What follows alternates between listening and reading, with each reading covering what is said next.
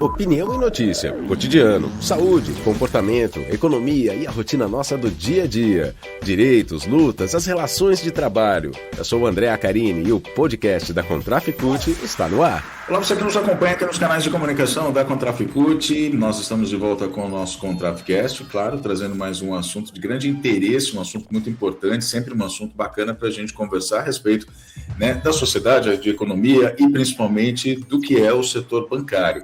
Hoje, por exemplo, a gente vai falar sobre uma realidade que eu tenho certeza que impacta na vida de milhões de brasileiros.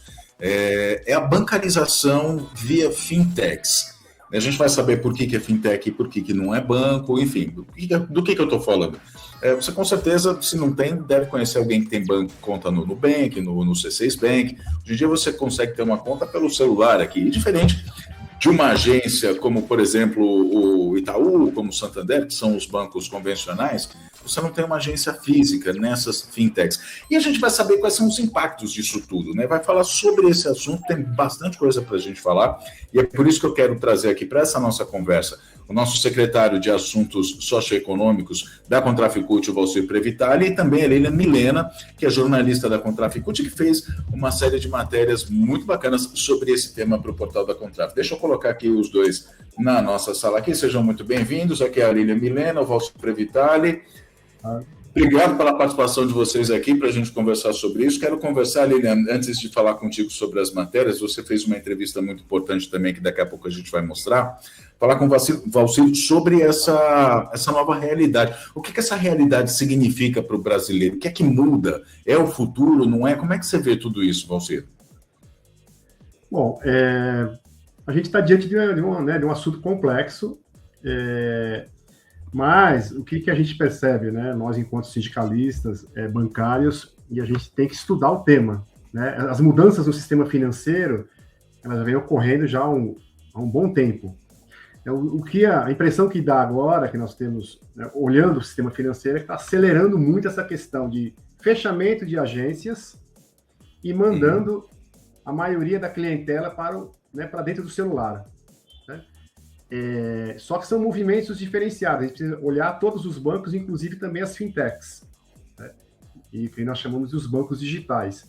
Porque o que nós temos hoje? Nós temos, para alta renda, tem uma diferenciação muito grande, os bancos estão apostando muito na questão da alta renda, e para alta renda, os bancos estão investindo, o que nós chamamos de agências de tijolo, é o espaço físico, espaço mais luxuoso, mais reservado para aquela clientela de alta renda. As agências Prime, né? Com algo assim, agências, né? Prime, agora o Bradesco é o Principal, né? E são nomes bonitos, mas que são espaços para alta renda. E para a grande maioria do povo brasileiro, que não é de alta renda, joga a gente para dentro do celular. Isso chamam de bancarização, cidadania financeira, só que a gente tem grandes problemas. Um deles é a questão da segurança. Você ia numa agência, você tinha lá a porta giratória, a gente lutou muito para ter porta giratória, com detector de metal, vigilantes, né? Hoje você tem essas outras agências que eles chamam agências de negócios, que eles dizem que não tem dinheiro que circula e também não tem segurança.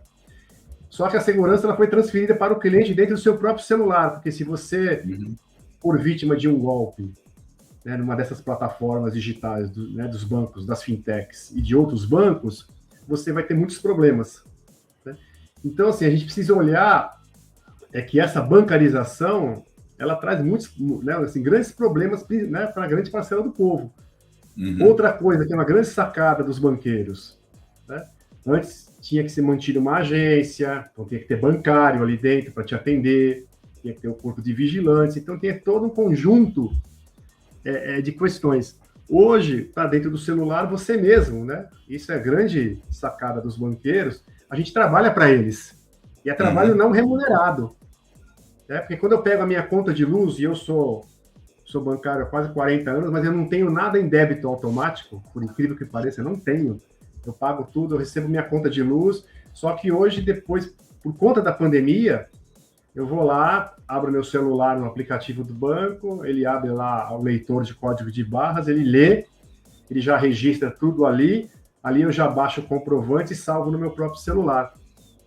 Isso antigamente, né, como eu falei, eu sou bancário há muitos anos, era a gente que fazia, né? O caixa de banco que fazia. Além da autenticação mecânica, tinha um carimbo. Você trocava o dinheiro ali, fazia o troco e tudo mais. Hoje, tudo isso daí foi transferido para dentro do celular. É o avanço tecnológico? Né? Quando eu entrei no banco lá, no idos de 87, era uma realidade, né? Não podemos esquecer disso. Entretanto, tem muito mito por trás disso, né? Porque assim, o que a gente percebe, conversando com os clientes, quando a gente faz atividade nas portas das agências que ainda existem, muitos deles falam, eu queria ser atendido por um ser humano. E isso, né, só fazendo aqui um parêntese, não é só na questão bancária. Hoje, para você marcar uma consulta, você fala com um robô. Você falar com um plano de saúde, você fala com um robô. A operadora do seu plano de telefonia e tal, até você chegar no ser humano, você fala com um robô. Imagina o pessoal que teve que ligar para a Enel agora, no recente apagão aqui na cidade de São Paulo, você fala com um robô. Você não fala mais com um ser humano. Então, esse é o grande diferencial, André e Lilian, que a gente tem e que a gente precisa levar em consideração. Porque para alta renda, né, para os altos investidores, tal, que não é a grande maioria do povo brasileiro, da população, tem agência que nós falamos, uma agência de tijolo, com bancário, com ser humano para atender. Então, tem um diferencial aí, porque se fosse a tecnologia suficiente para todo mundo, jogava todo mundo para dentro do celular. A grande maioria do povo está no celular. E dando só uma finalizada aqui, as fintechs, né, as fintechs financeiras, elas cresceram aí nos últimos 4 anos de maneira assim, substancial. A gente tem um dos grandes aí, que é o roxinho, né, o Nubank, né? Depois da própria mudança do Banco Central, não vai poder usar esse nome de banco, porque não é banco, mas faz tudo que um banco faz. Que também é um debate que a Contraf faz, da questão da contratação diferenciada, salários são diferenciados, não tem a proteção da nossa convenção coletiva de trabalho, não tem, né, em muitos locais a gente tem que fazer uma luta para representar esses trabalhadores, que também a gente não representa. Então, assim, é um conjunto de problemas, né, que está atrelado à tecnologia, mas nós não temos uma visão, assim, do ponto de vista, a tecnologia não tem o que fazer. A tecnologia, não, a gente tem que discutir a implementação de uma nova tecnologia, nós temos que conversar. Ainda mais nós somos trabalhadores do sistema financeiro, né, lidar com a riqueza dos outros, né, não é coisa fácil. Sim. Então a gente tem essa questão que cai por terra um pouco essas teorias o cidadão bancarizado, cidadania, já até ouvi o termo cidadania financeira. Então, cai um pouco porque nosso olhar é crítico. Né? O nosso olhar é crítico também, não só para ficar na crítica, também a gente defende a regulamentação, né? Toda uma regulação dentro desse sistema. Sim, o próprio Banco Central chama, né, de cidadania financeira, mas fazendo aqui só uma parte, sei que é dos anos 80 no banco também, e é uma história que eu sempre que eu lembro aqui, eu conto no nosso Contrafcast, que assim, eu entrei em banco, trabalhei em banco, né, comecei em 1987, fui de 87 a 91, antes de começar, enfim, no ramo da comunicação. Trabalhava numa agência do Itaú, no interior do estado de São Paulo, em Araraquara, que chegou a ter 125 funcionários. Então, tinha autenticação mecânica, tinha, enfim, os terminais lá que você fazia tudo. E o principal é que você, quando tinha problemas com a sua conta, você tinha com quem conversar, você tinha um ser humano para conversar, para tentar resolver. Hoje em dia, pelo que você até acaba de relatar para a gente, né, você tem quem conversar, tem um ser humano para conversar, aquele que tem dinheiro. Quem não tem dinheiro, quem tem renda baixa, tem que ficar no robô. E aí tem mais uma coisa também, que é esse negócio de cidadania financeira. A gente acha a tecnologia é maravilhosa, tal, tudo bem, a gente não nega isso. Na hora de abrir a conta, né? Eu estava contando aqui, inclusive, aqui antes para a Lília aqui, abrir uma conta no C6 é muito fácil, você vai e faz rapidinho. Só que na hora que dá problema, para você tentar resolver esse problema, aí é a história do robô, como é a história da Enel e vários outros casos, né? Se você, por exemplo, tem um telefone celular, você deve estar cansado de receber ligação de robôs, inclusive, procurando aqui em casa, eu sempre procuro uma tal de Érica, que a gente não sabe quem que é, e a gente não sabe de onde que é, e não tem como fazer com que essas ligações parem. Então, essa tecnologia, nesse ponto, ela atrapalha e muito. Mas eu quero ouvir a Lilian também sobre isso, porque a Lilian fez essas matérias especiais, essa série está por dentro aqui do assunto também das fintechs. Lilian, a palavra é tua, o que a gente pode complementar aqui? Olha, eu acho que a gente pode complementar aqui, que chama muita atenção, é que a gente sabe que a tecnologia ela tem que vir para somar para a sociedade, né? Então, as evoluções tecnológicas, elas são necessárias, são importantes para tornar a qualidade de vida melhor para a população. E um dos setores mais intensivos no uso de tecnologia de forma muito rápida nos últimos anos, vamos dizer assim, desde o período da pandemia, né, foi o setor financeiro. Então, os bancos passaram por uma revolução tecnológica, né? Então, não só as fintechs vieram com os bancos digitais, onde tudo é possível fazer pelo celular, como os próprios bancos tradicionais também mudaram a sua forma de atuação e se digitalizaram, né? Agora a questão é qual que é o resultado disso? O que a sociedade, o que a população, que as empresas ganharam em benefício? Porque a tecnologia ela reduziu os custos do sistema financeiro, dos bancos, das fintechs, mas isso não está sendo repassado para as taxas de juros, né? A população brasileira continua sendo as que mais pagam taxas de juros no sistema financeiro como um todo.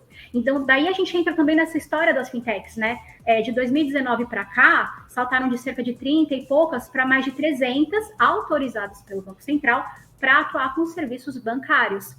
E daí, o que o Banco Central vendeu, né, por incentivar esse aumento de concorrência no sistema financeiro, ou seja, além dos bancos, outras empresas prestando serviços bancários, era que a população seria beneficiada não só com mais acesso aos serviços bancários, mas também pagando menos taxas de juros. Um país que a gente sabe que, tradicionalmente, historicamente, a população perdeu muito dinheiro pagando taxa de juros. Mas não foi isso que aconteceu, né? Eu acho que, se não me engano, até o Valcírio já tem uns levantamentos, né? E trouxe alguns levantamentos aí sobre Então, assim, as fintechs que têm custos reduzidos, né, em relação à questão trabalhista, em relação ao local físico e tudo mais, elas conseguem pagar mais, cobrar, né? Elas cobram até juros maiores do que os bancos tradicionais, o que é um absurdo. Ou seja, então, a gente, analisando esse quadro, né, pô, legal, tecnologia, porque tem o lado bom também, o lado positivo da tecnologia, a gente sabe disso, né, poder a qualquer hora, poder fazer as suas movimentações bancárias, passar o dinheiro para lá e para cá, enfim, a gente sabe desses benefícios, mas a gente está vendo muitos ônus também para a sociedade, né, que é mais caro para se viver, e isso está relacionado com as taxas de juros cobradas pelo sistema financeiro. Agora, Lilian, você fez uma entrevista que a gente queria chamar aqui para ilustrar nosso podcast, que enfim, um posicionamento, uma opinião de uma pessoa que é especializada em tudo, e eu queria que você me dissesse, vamos chamar essa entrevista, mas anuncie você, né, porque já que foi você a artista dessa entrevista, com quem é que você conversou, Lilian? A gente conversou com um parceiro nosso, né, em termos de passar informação, de pesquisa e tudo mais, enfim, que é o professor Moisés Marques. Ele é pesquisador e professor, como eu já disse, mas da Fundação da Escola de Sociologia e Política, a FESP-SP. Ele também é pesquisador associado do Centro de Pesquisa 28 de Agosto, aqui do Sindicato de São Paulo, e ele atua principalmente desenvolvendo temas como ligado ao Banco do Futuro, ou seja, as relações de consumo e tecnologia bancária. Enfim, é isso. Eu espero que vocês apreciem o conhecimento que ele trouxe para a gente nessa entrevista. Maravilha. Eu ia pedir uma palhinha, né, para a Lilian aqui, para ela dar um pequeno spoiler para a gente, mas eu acho interessante a gente dar uma olhada na entrevista. A gente não vai passar a íntegra da entrevista, a Lilian conversa sobre mais temas, mas a gente vai falar principalmente sobre esse novo perfil aqui, né, vai mostrar, na verdade, quem falou com o Moisés, o professor Moisés, foi a Lília, sobre esse novo perfil, para depois a gente trazer aqui essas informações para o nosso debate aqui entre a Lilian e o Valcírio. Então, vamos ver o professor Moisés Marques. Vamos lá. A gente está aqui hoje com o professor Moisés da Silva Marques. Ele é pesquisador e professor da Fundação Escola de Sociologia e Política de São Paulo, a FESP-SP, e também é pesquisador associado do Centro de Pesquisa 28 de Agosto, onde desenvolve temas como o Banco do Futuro, relações de consumo e tecnologia bancária. E é em relação a esse tema, por causa desses temas, que a gente chamou aqui para ele dar uma palavrinha no podcast. Então, a primeira pergunta que a gente gostaria de fazer ao senhor professor é: o que de fato mudou na vida do cidadão esse novo modelo de bancarização mais rápido, acessível, onde praticamente todos os serviços bancários estão na palma da mão? Bem, eu acho que assim, nos últimos anos, obviamente o setor financeiro como um todo, o setor bancário particularmente, se tornou muito tecnológico, né? E a gente acaba fazendo boa parte do que a gente fazia, por exemplo, numa agência bancária ou numa instituição bancária, num ponto de venda, vamos dizer assim, a gente faz com celular, ou com computador, ou com qualquer coisa que valha. Isso facilitou, evidentemente, né? Então, o surgimento de facilidades tecnológicas, como isso que a gente chama de mobile, por exemplo, facilitou muito o deslocamento, obviamente melhorou questões de mobilidade e tal, e no frigir dos ovos isso aumentou muito o acesso da população aos serviços financeiros. Por quê? Porque ao torná-los mais fáceis de acessar, né, vamos dizer assim, você conseguiu fazer com que boa parte da população que tinha dificuldade de chegar aos serviços e aos produtos financeiros tivesse mais facilidade de fazer. Por outro lado, isso criou um problema, ou dois problemas, na verdade. O primeiro problema é que boa parte da população brasileira, e a gente viu isso na pandemia, por exemplo, na medida em que temos uma solução, as pessoas que estudam, por exemplo, vão ter, a partir dos celulares, todo mundo praticamente a partir do celular no Brasil vai fazer aula, mas o uso da tecnologia ele não é tão simples como a gente imagina, né? As pessoas não estão necessariamente, principalmente as pessoas mais velhas, preparadas para fazer o uso da tecnologia. Então, acho que esse é o primeiro problema. O segundo é que, a partir desse uso intensivo da tecnologia, as pessoas também não foram preparadas para utilizar a tecnologia, por exemplo, o serviço financeiro. E acaba que as pessoas, por exemplo, induzidas por algoritmos, enfim, acabam, por exemplo, se endividando muito mais do que imaginariam. E isso acaba por criar um certo descontrole financeiro na população, por exemplo. Então, acho que nós temos aspectos positivos, como, por exemplo, o acesso da população, mas temos aspectos negativos também, como, por exemplo, a população que tem um certo descontrole financeiro. Perfeito, professor. Isso que você falou sobre o aumento do endividamento, né? A gente esperava, né, pelo menos essa foi a promessa, de que com a entrada de novos atores no sistema financeiro nacional, porque a gente tem os bancos estão mais digitalizados, mas também você tem os bancos digitais e você tem as fintechs. Então, com a entrada desses novos atores, a gente teve aí uma promessa de que você teria benefícios para a população, e o principal deles seria a redução da taxa de juros. Mas o Brasil continua sendo um país onde o sistema financeiro pratica as maiores taxas de juros do mundo. Por que não deu certo chegar nessa promessa? Eu acho que são alguns aspectos aí, né? Primeiro, o que o Banco Central começou a chamar de cidadania financeira não tem nada de cidadania. Acho que a gente já tem um erro aí nesse conceito, né? Porque o que aconteceu foi inclusão financeira, inclusão bancária. Então, com o aumento de instituições, como você disse, as fintechs, enfim, as instituições mais tecnológicas, por assim dizer, hoje a gente tem mais ou menos 1.500 fintechs aí no Brasil, você tem um aumento do acesso, de fato. Só que, o que eles imaginavam? Na medida que aumenta a competitividade, aumenta a possibilidade das pessoas, as alternativas, e isso vai baratear o crédito, isso vai diminuir o spread bancário, isso vai baratear o juro. Isso não aconteceu, né? Não aconteceu porque muitas dessas empresas elas vão atuar exatamente nas rebarbas do que o sistema financeiro tradicional atuava, que é basicamente assim, puxa, esse bancão cobrava X de taxa, mas ele não pegava, por exemplo, esse cara da classe C e D. Eu pego e vou cobrar uma taxa ainda maior. Então, assim, esses juros de agiota, vamos dizer assim, tornaram o crédito ainda mais caro, né? E a taxa Selic, sabe-se lá qual é o modelo que o Banco Central utiliza, né? Isso é sempre um pouco opaco, né? Mas, basicamente, usando só a questão da inflação, isso fica claro que o Banco Central só mira a inflação, isso faz com que a taxa de juros ainda esteja estratosférica, né? A gente está falando aí de 15% de taxa nominal, que coloca a gente entre as maiores taxas do mundo. Então, assim, no frigir dos ovos, a tal cidadania financeira não trouxe nem queda de spread, nem queda de taxa de juros, nem barateamento do crédito.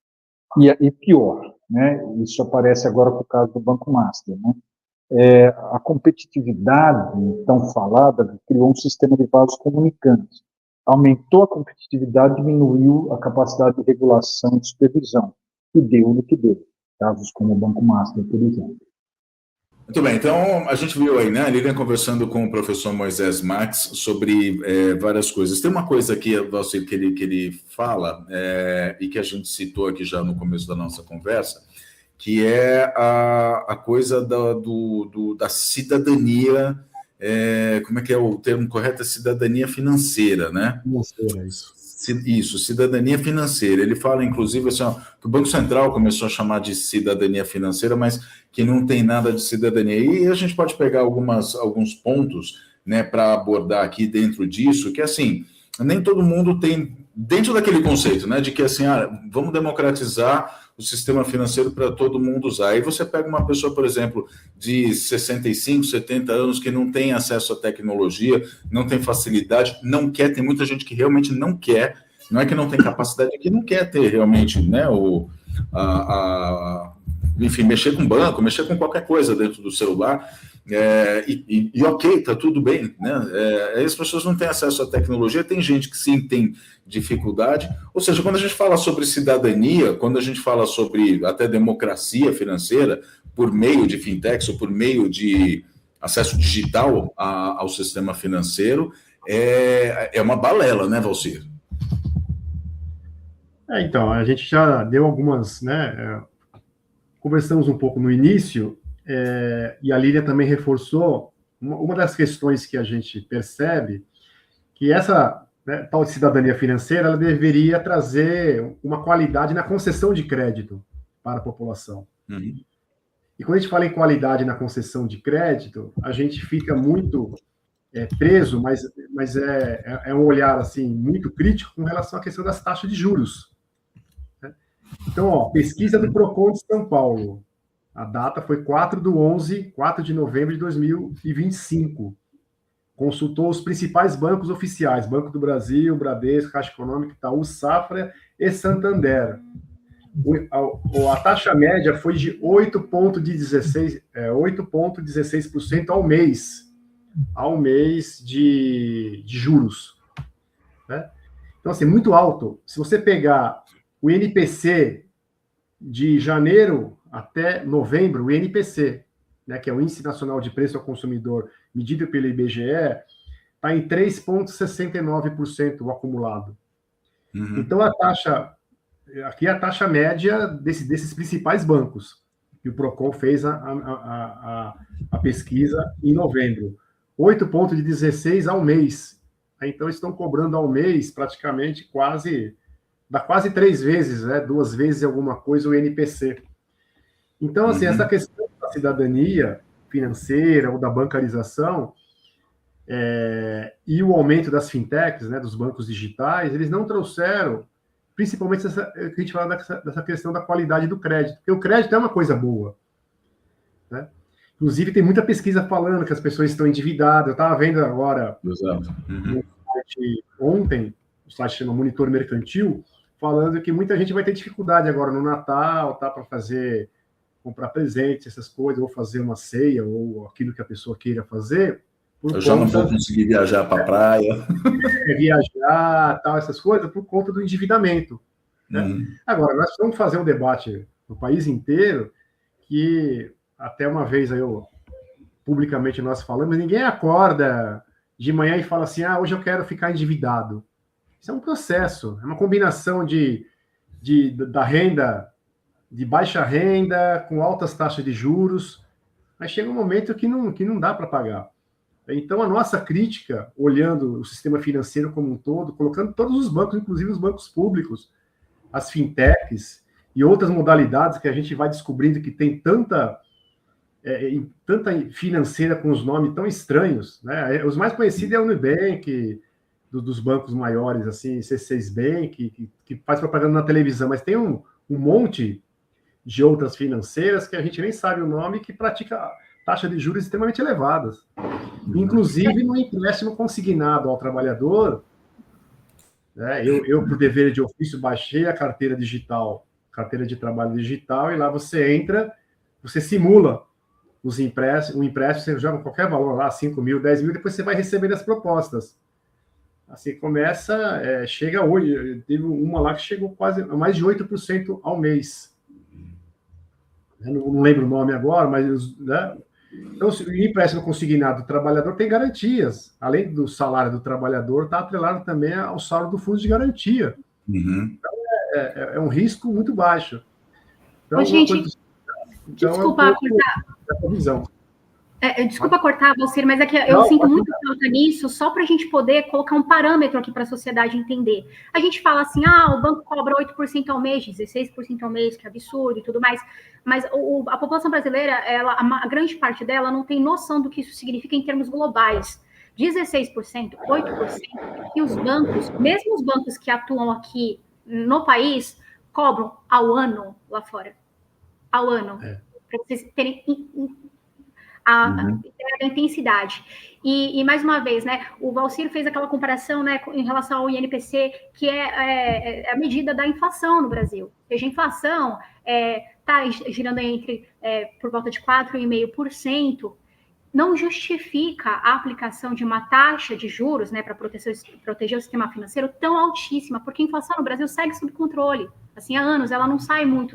Inclusive, ela está ao nível mais baixo desde a época do Plano Real, né, dos últimos 20 anos. Então, assim, não há justificativa, né? Então, e por fim, só para concluir, é muito bom a gente perceber que, assim, outro ponto que o Valcir colocou, que há uma importância muito grande de você ter oferta de crédito para a população, para as empresas, porque é mediante o crédito que a gente consegue promover avanços, né? Avanços, melhorar de vida, as empresas conseguem investir para expandir os seus negócios. Então, a questão dos juros é um fator fundamental para o desenvolvimento de uma sociedade. E o que a gente vê aqui no Brasil, o abuso na cobrança dos juros, ela amarra esse desenvolvimento, tanto das famílias quanto das empresas, né? Então, o que faz a gente meditar o quanto que o Brasil poderia ter crescido ainda mais, porque a população brasileira é muito trabalhadora, se as taxas de juros fossem justas. Antes do Valcir falar, eu quero só colocar mais um ponto aí, Valcir, para depois você, enfim, comentar, que é o seguinte: dentro disso que a Lilian fala, a gente tem a oferta, e você já disse também que é o crédito responsável, a gente tem a oferta de crédito. Mais uma vez aqui eu cito o caso pessoal, gosto de citar o caso pessoal porque, enfim, são situações que o brasileiro em geral passa. Eu tenho um cartão de crédito, tive um cartão de crédito, eu tive que renegociar a dívida porque ela acabou ficando muito alta. Essa dívida está renegociada, aí volta ao C6, né? Você abre uma conta numa fintech e já está a fintech lá te oferecendo crédito, né? Você já tem uma linha de crédito para fazer, e aí você tem, por exemplo, em plataformas como o Mercado Livre, que tem lá, assim, às vezes algum tipo de recurso para você poder fazer, enfim, para você usar como crédito. Enfim, o crédito ele é oferecido de uma maneira, não vou dizer, não quero usar esse termo, se você considerar que seja esse termo, mas seja irresponsável, e aí eu falo sobre a educação financeira. Falta educação financeira para nós brasileiros, para nós conseguirmos lidar com toda essa oferta e não ter a tentação para que depois a gente acabe se endividando. Como é que você vê isso, você?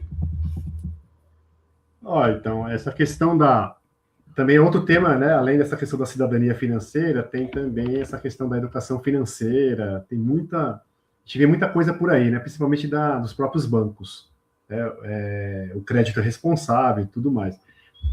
Só que a gente precisa ter uma educação financeira levando em consideração a renda desse trabalhador, né? As condições materiais de vida desse trabalhador, porque a gente percebe muito assim, olha, você precisa gastar dentro daquilo que você ganha. Né?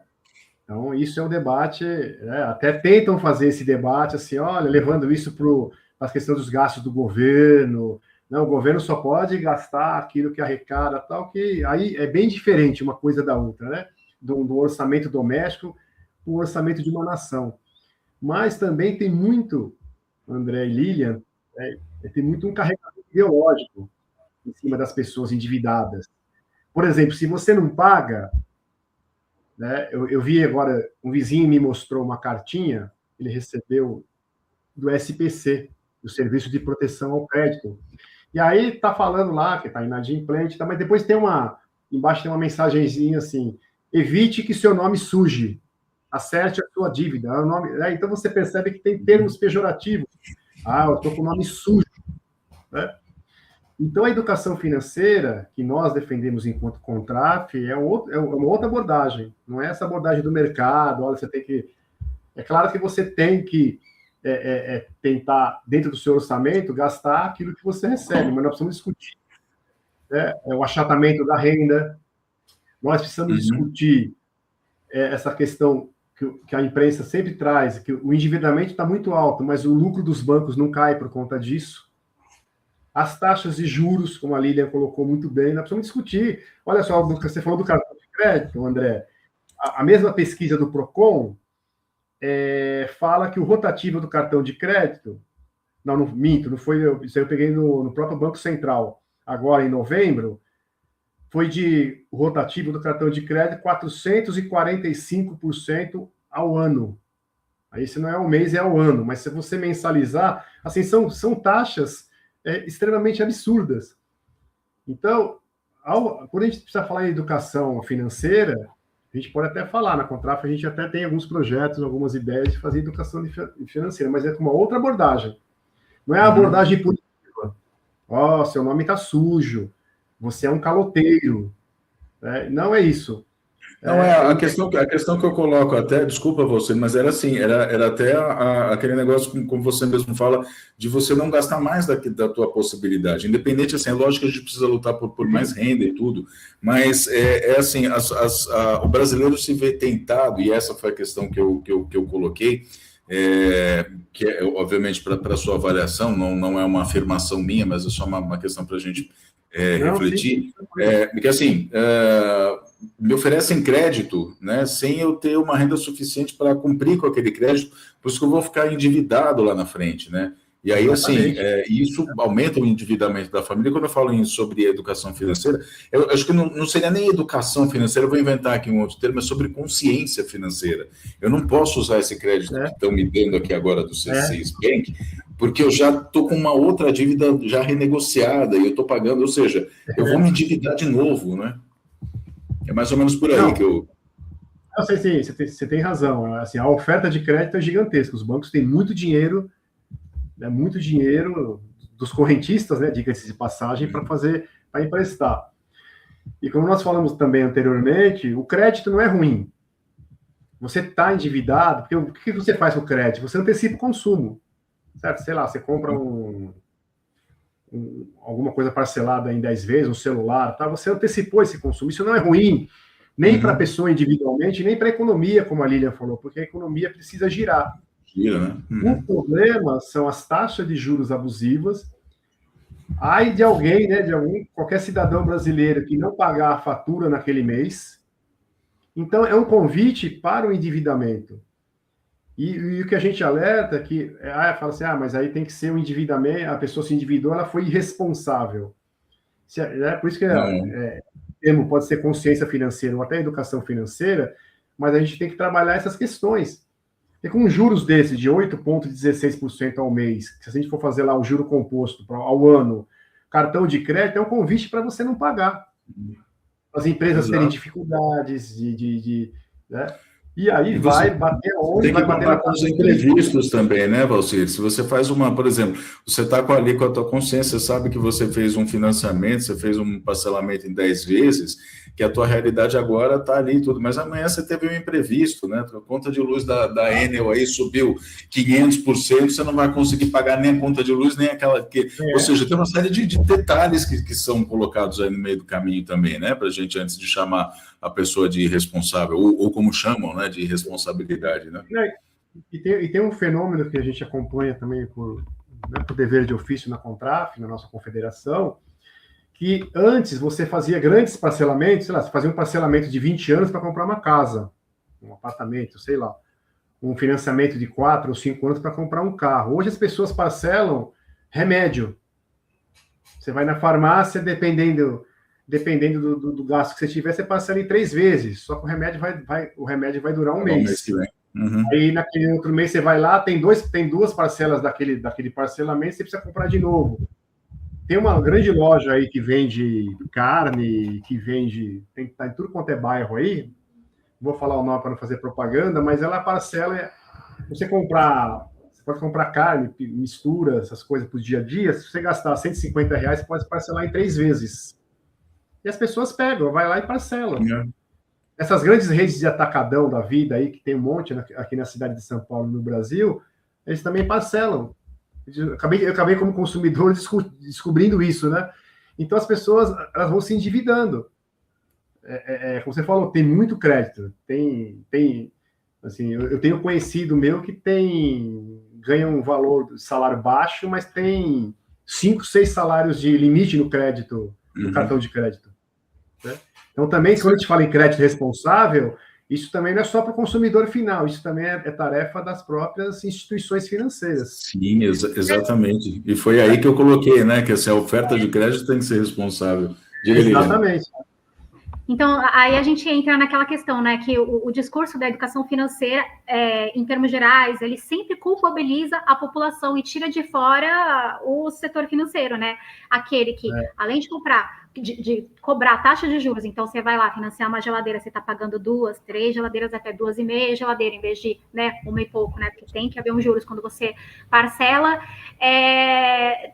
faz com que você comprometa sempre a tua renda, né?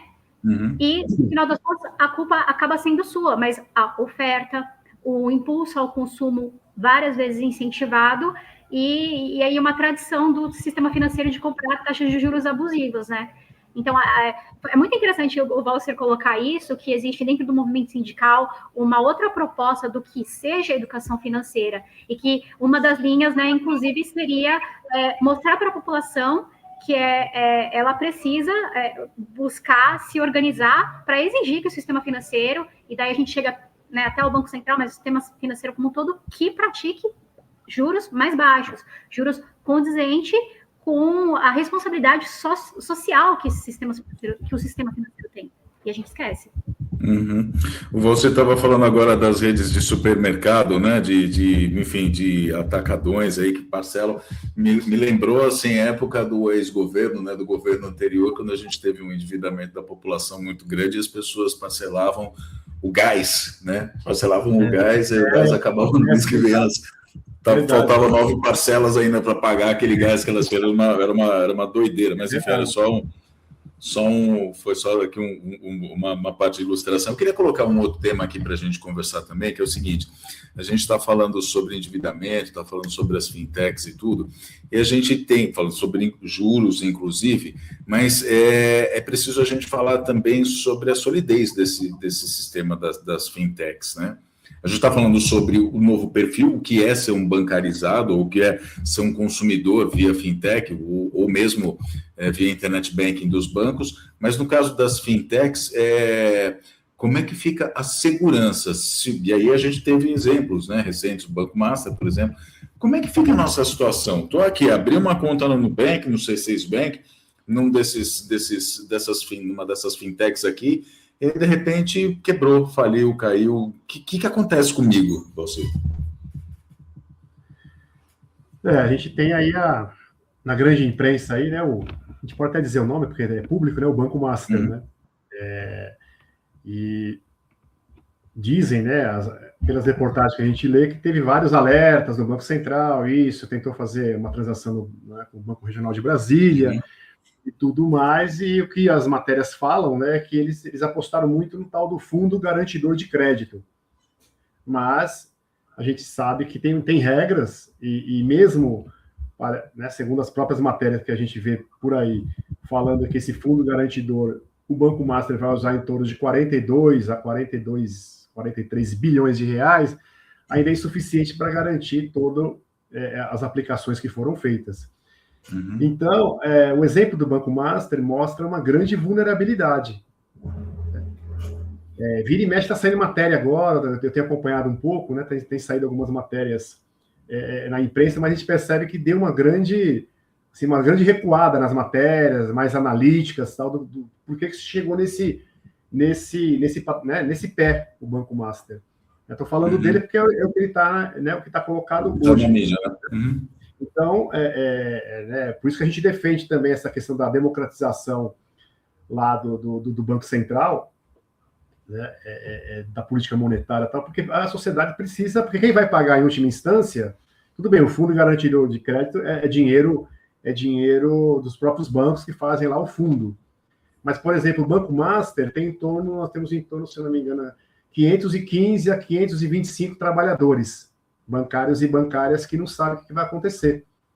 Uhum. E aí, junto com o Banco Master, também tem a fintech, que é o tal do Banco Will, que também aí é uma fintech, um banco digital. O Banco Master ainda tinha lá o prédio ali na Avenida Faria Lima, né, na cidade de São Paulo, e talvez em outros lugares, mas não tinha agência como a gente conhece tradicionalmente.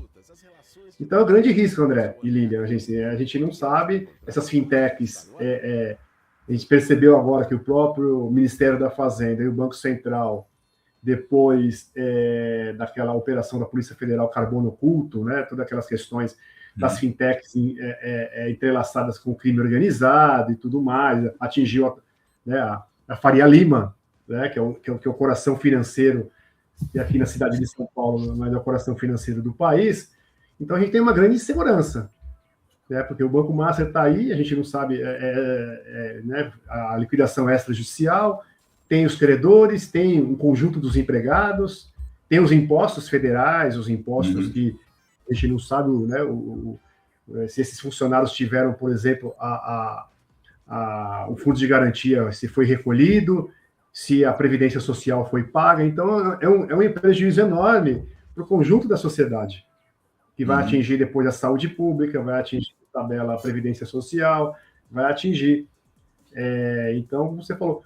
E quando o banco passa, né, para dentro do celular, o que a gente vê, essa questão do Pix, né, as pessoas sequestradas ou mediante uma arma de fogo, tem que passar o Pix para a pessoa, e o que a gente tem percebido é que os bancos não estão mais naquela prática automática, quase que automática de outrora, né, de quando você reclamava, ele já te fazia o ressarcimento. Hoje a gente já tem notícias de clientes perdendo, inclusive, ações, tal, porque teve que passar um Pix para uma quadrilha, um valor elevado. Aí o banco alegou o seguinte: mas foi mediante senha. Você digitou uma senha, então você autorizou aquela transferência. Mas é claro que eu digitei a senha. Ou era digitar a senha correta e fazer a transferência, ou era perder a vida. Né? Então, essa transferência, o risco, né, que lá no início da nossa conversa nós falamos da agência física, que você entrava, tinha o vigilante, o risco se dava ali. Hoje o risco foi pulverizado aqui. Então, o celular hoje, um aparelho bom aí que tem um valor na loja de R$2.000, ele não vale R$2.000. Dependendo de quem é a pessoa, da conta bancária que ela tem, dos limites de crédito que a gente acabou de falar agora, né, que os bancos dão, um celular ali pode estar dentro dele ali R$100.000, R$50.000, só que você vê o aparelho, né? Mas o que ele faz, então, esse risco foi diluído para a sociedade, que também é um tema que na Contraf nós já pensamos, né? Então, amadurecer a ideia de fazer seminário, chamar especialista, isso passa pela Polícia Federal, passa pelo Ministério da Justiça, passa por vários órgãos de regulação de como que a gente lida com isso. Né? Então, você falou, a gente não para de receber, a gente estava aqui agora na nossa conversa, começou a vibrar o celular, é um número já conhecido, que eu já bloqueei, eles pegam outro tal, que é aquelas falsas centrais telefônicas de banco. E cada vez eles vão se sofisticando mais. Se você não está esperto, você cai no golpe facinho. Exatamente. Eu acabei de recusar 3 ligações aqui também, enquanto a gente estava conversando, porque toca direto também. Né? É terrível, o dia inteiro. Lilian? Bom, eu estou pensando aqui nesse novo mundo, assim, que a gente já vive, né, já está vivendo, em que a gente coloca, então, que houve um impacto tecnológico muito importante que mudou toda a nossa relação social com os bancos, né, com a entrada aí de novos atores que são as fintechs. Sim, aumentou, teoricamente, aumentou não, em números aumentou a bancarização das pessoas, só que com qual qualidade, né, com que qualidade, né, não mais com aquele atendimento humanizado, ao mesmo tempo transferiu, como o Balseiro aí está concluindo para a gente, transferiu os riscos mais para as pessoas e tirou um pouco a sobrecarga sobre as empresas do sistema financeiro. Então, a gente vê aí desenhado um mundo em que a tecnologia facilitou muito e reduziu muitos custos, novamente, para as instituições financeiras. E ainda assim, a gente não teve um retorno para a sociedade na redução das taxas de juros, né? O que faz a gente, daí eu já uma pergunta de novo para o Valcir, né? o que a gente pode fazer como organização, né? Desculpa aqui pelo barulho, gente, mas o que se fazer para a gente equilibrar essa força, né? Enfim, não consegui concluir nem a pergunta. Mas é isso, o que fazer porque a gente está formando aqui a situação, a gente vê o quadro, vê o cenário, vê as consequências, né? E como produzir saídas, assim, a partir dessa visão do movimento, dos movimentos sociais, porque acaba sendo os movimentos sociais que conseguem avanços para a sociedade, né? Que se a gente for esperar o mercado...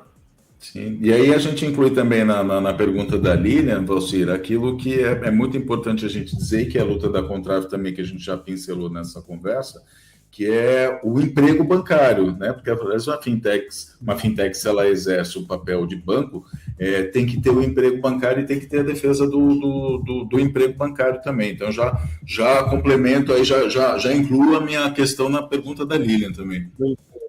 Ai, desculpa, Valcir, mas rapidamente, antes de começar, desculpa te cortar, a gente tem uma notícia boa aí que o Nubank, né, agora vai ser obrigado, né, se aproveitar e completar aí pra gente. Eles dizem que vão comprar uma carta bancária, né? E disseram que isso não muda nada, mas para nós muda.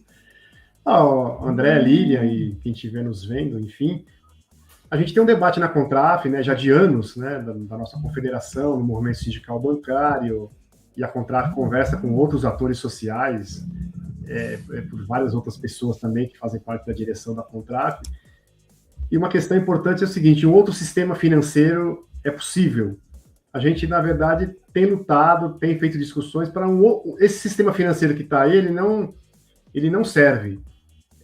Nós falamos várias questões aqui, a taxa de juros, porque a maioria os grandes bancos, eles acabam fazendo, né, a concessão de crédito e tudo mais. Só que não da forma como nós colocamos, né, que está fazendo parte desse nosso debate desde o início. A qualidade do crédito. Gente, precisa ter taxa de juros mais que caiba no bolso das pessoas.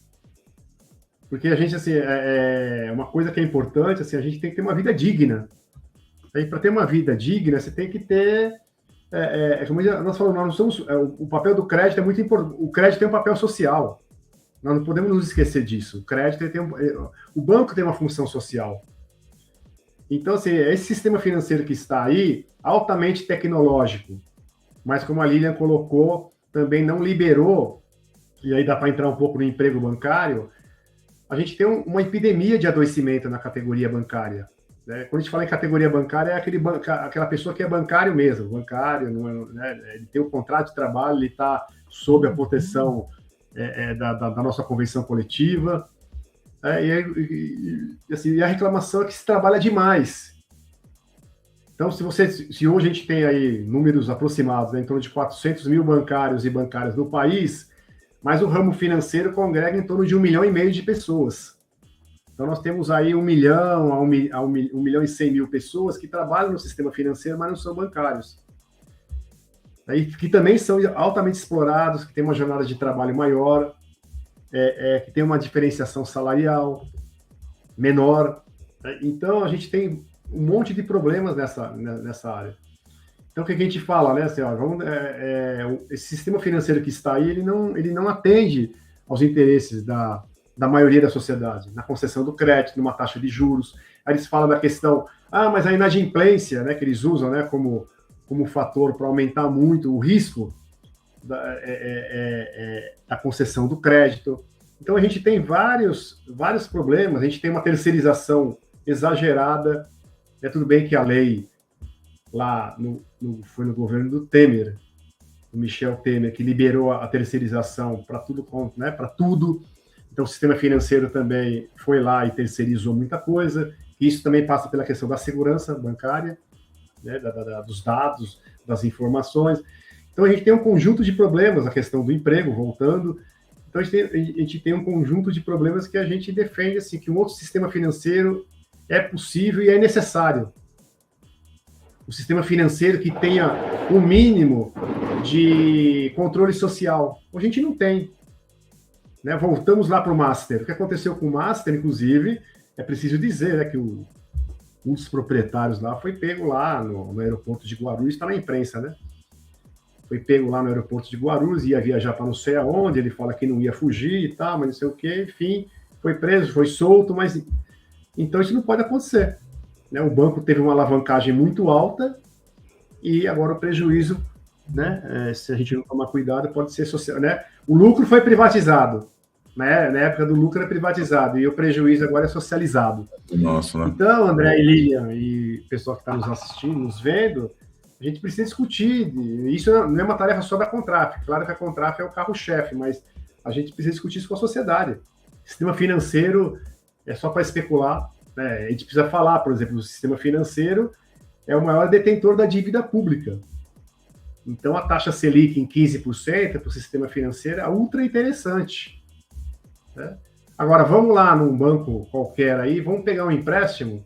Eu queria pegar um empréstimo em qualquer banco aí e pagar 15% de taxa ao ano, né? Se a gente fosse aí dar um pouquinho, daria aí um e alguma coisa ao mês. Você não encontra, né?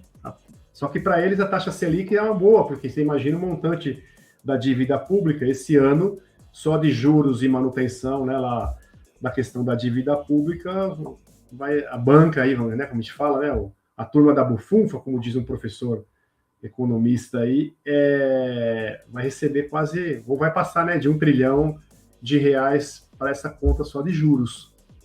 Então, esse sistema financeiro, para nós, ele não interessa.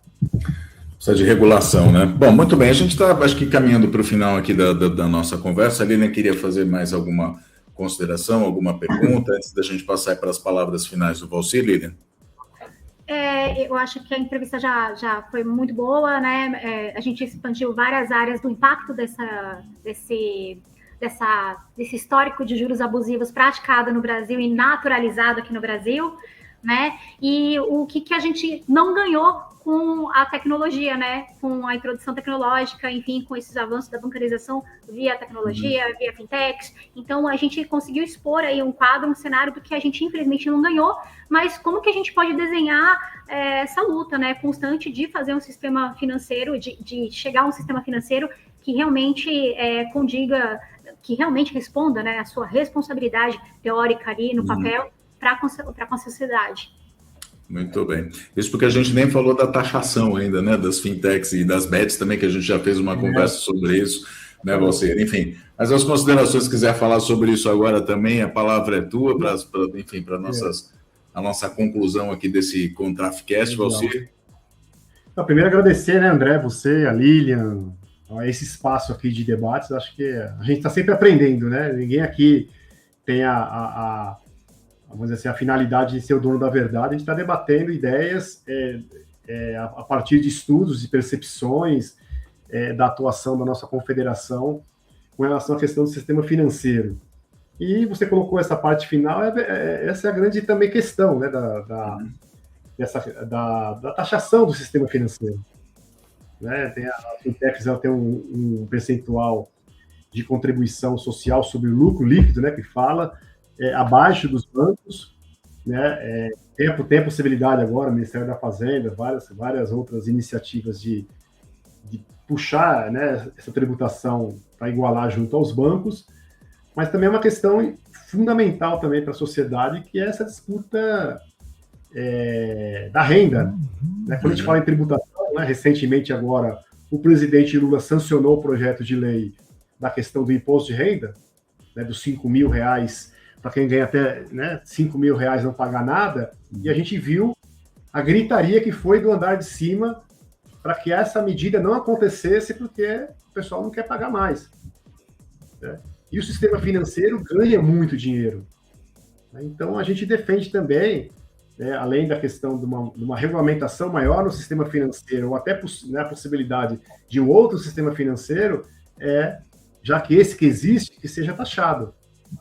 Que seja taxado e que esse dinheiro seja revertido para a sociedade. Porque, como nós falamos, para finalizar, a gente pode ter inflação baixa, inflação alta, a população sem dívidas, a população endividada, os bancos vamos fechar agora o ano de 2025, até março do ano que vem vai ter aquela safra do lucro dos bancos. Já está alto, já, né, até setembro, né, considerando os 9 primeiros meses do ano já está altíssima. Ainda temos aí o resto de dezembro, aí vai entrar outubro, novembro e dezembro e sai a lucratividade. Né? Sim. Então, o sistema financeiro ganha muito dinheiro. Então, ainda mais com a taxa de juros a 15%, como está, né, do Banco Central. Exatamente. Valcir, eu queria agradecer demais aqui a sua participação no nosso contrato. A gente que agradece a oportunidade. É sempre muito bom conversar, como você disse, é sempre uma aula, a gente está sempre aprendendo muito. A Lilian Milena também, a jornalista da Contraficute, que gentilmente fez parte, já é a segunda vez que ela faz parte, eu já estou aqui querendo trazer ela para todos os nossos Contraficasts aqui, porque é muito bom ter a participação aqui da Lilian, né? Sempre uma grande contribuição. Então, obrigado aos dois aí por esse bate-papo. A gente falou sobre as fintechs, falou sobre o novo perfil dos bancarizados brasileiros que hoje utilizam mais o celular para, fazer suas transições financeiras. Quem são essas fintechs? Que não são bancos. Enfim, todo o impacto positivo e negativo, principalmente, que tem na população, na sociedade. Obrigado mais uma vez, Valcir. Obrigado, Lilian. Obrigado a você que nos acompanhou também até aqui no nosso Contraficast. A gente se fala numa próxima oportunidade. Até lá. Este foi um episódio do podcast da Contraficute. Fique ligado em nossas redes e canais de informação. Breve tem mais.